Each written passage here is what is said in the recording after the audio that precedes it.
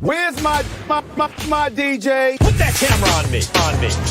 Can't believe what I just heard. Are you good or bad at what you're doing? You're terrible. You're the worst. Something is wrong with you. This is the definition of player hating. The best show on television. Stop right there. He's the best. Definitely co-sign that sentiment. Thanks for tuning in to First Take. Start the damn show. Our whole preparation is preparing for the playoffs. You know, we see the Jazz. We know they beat our ass tonight, but, you know, in the playoffs, it's a different story. It's like the past couple teams, but, you know, we're in a situation right now where it's new to all of us. What's going on, everybody? Welcome into First Take. You heard Markieff Morris. Playoffs are a different deal, and so is a Friday Eve. If you're picking up what I'm putting down, Stephen A. Max on Molly. Let's get it, fellas. We got to talk about these Lakers getting crushed by 25. Salty in Salt Lake City there. It was showtime for Donovan Mitchell, though. 31, 10, and 8. He's been spectacular. The purple and gold now have lost 4 straight. Of course, Anthony Davis has not been available, though. So, Stephen A., are you giving L.A. a pass last night, just based on all the injuries they've been dealing with? For me personally, no. If you want to go first, Max, I'll let you. But for me personally, I'm not giving the Lakers a pass. Not based off of what I saw last night. Max, if you want to go first, go ahead, because I got a lot to say. But go ahead, Max.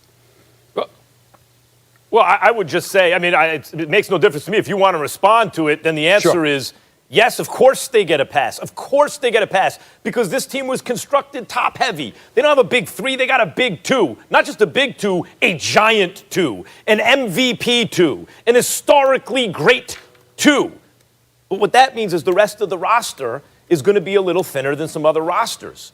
Now, I know you look at when LeBron and AD are there, they don't look thin. They have a lot of guys doing a lot of things, but the presence of those two enable those guys to do those things. You know who else isn't there? Dennis Schroeder. And the thing about any team is you need several players who can do the following. They have to be able to get you into your offense and go get their own shot. If they can't create that way in those two ways combined, really, you got a problem. No team has no one like that in their offense. They wouldn't be able to play in the league.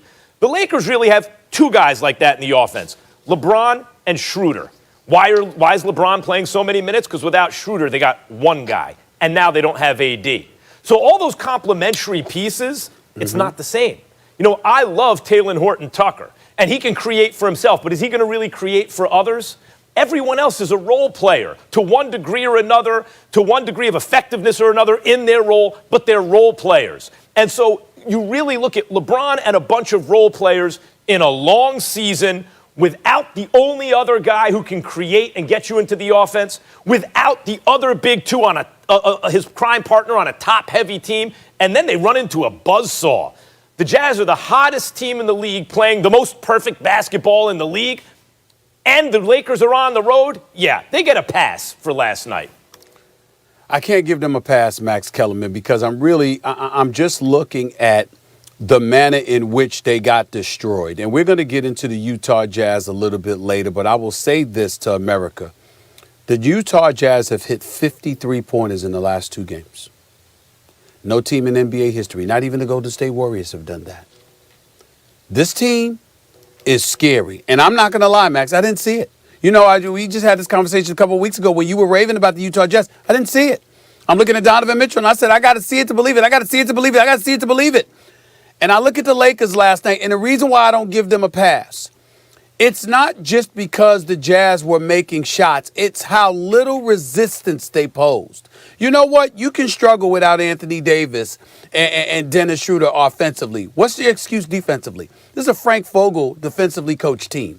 Frank Vogel knows a thing or two about coaching defense. That's why he got the head coaching job to begin with, even though he wasn't the Lakers' first choice, because of the job that he did in Indiana all of those years when they were trying to compete for an Eastern Conference crown against LeBron James and Dwayne Wade's Miami Heat.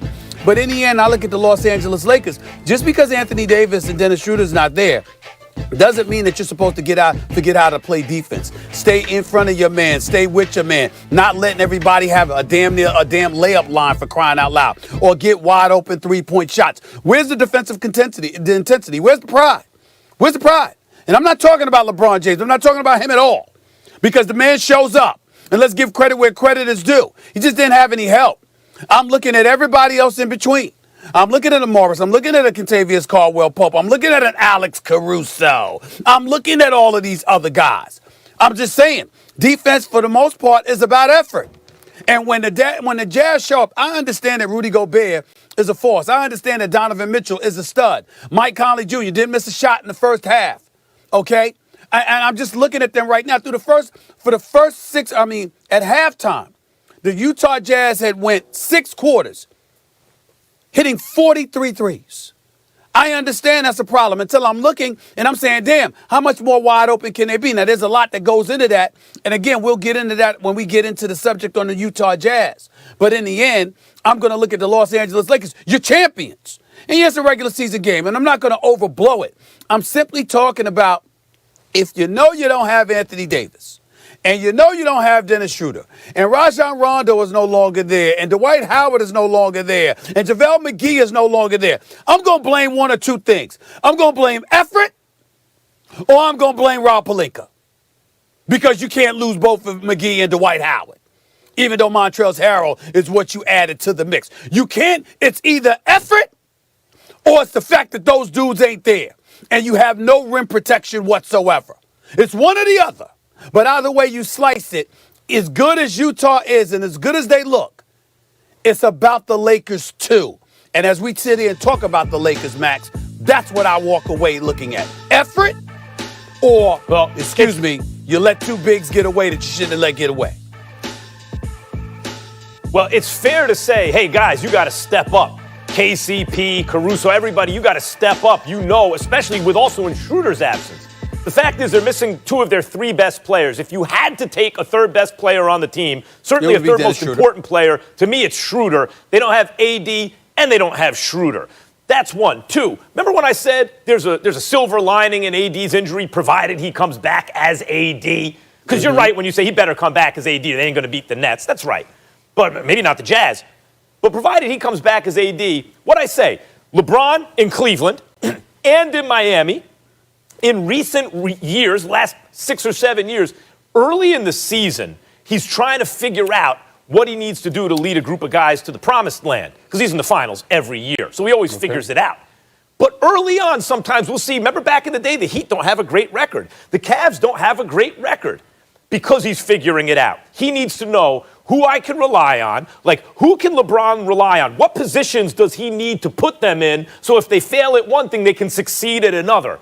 And he usually takes it's an incubation period, basically, with LeBron. I think we're also seeing that. There's some fatigue, yes. You're right, some guys need a little more effort would be nice. But really, it's AD's not there, and Schroeder's not there, and LeBron's trying to figure the rest of these guys out. And they're on the road. They ran into a buzzsaw. Stephen A., they get a pass from me. Like I said, I'm never going to give anybody pass when I'm questioning your effort. When I'm questioning your effort, particularly on the defensive side of the ball, see, offense is about skill. It's not just about effort. It's about talent/skill. That's what it's about. Defense primarily is about effort, particularly now. If Donovan Mitchell had exploded for 50 points, Max Kellerman, we have a different discussion here. He's just a stud, and there's nothing you can do about it. But he's got 18. Mike Conley's got 16 to 18. Bogdanovich got 15. You know what I'm saying? They hit about 23 threes, and, just spreading the ball around, people wide open, standing in the corner, taking pictures, calling their girls before they take a three-point shot and what have you. It's like, damn, where you at? Did you even show up to Utah? Did you not know this was going to be a primetime game? Nationally televised. You didn't know? You didn't see it coming? You got to show up. Got to show up. And Stephen A., I'm looking at this Jazz. I'm looking at the Jazz schedule right now. Let me just reel off some of the names, because the only team they lost to recently were the Clippers, and that was the Clippers at full force for the first time in forever, right? Okay, and that was a close game after they beaten the Clippers. So the Jazz beat the Celtics, beat the Bucks, beat the Heat, who are resurgent right now, beat the Sixers, the best team in the East, lost to Brooklyn, beat the Clippers before they lost to them, and they beat them by a wider margin than they lost to them, destroyed the Hornets, and then just destroyed the Lakers. In other words, this is a ridiculously hot team. You said it yourself. 53s in 2 games. This didn't all come against the Lakers. They just ran into a buzzsaw at the worst possible time. All right, so let's go there because the Jazz are the best team in the NBA right now, according to their record. They've won 22 of their last 24.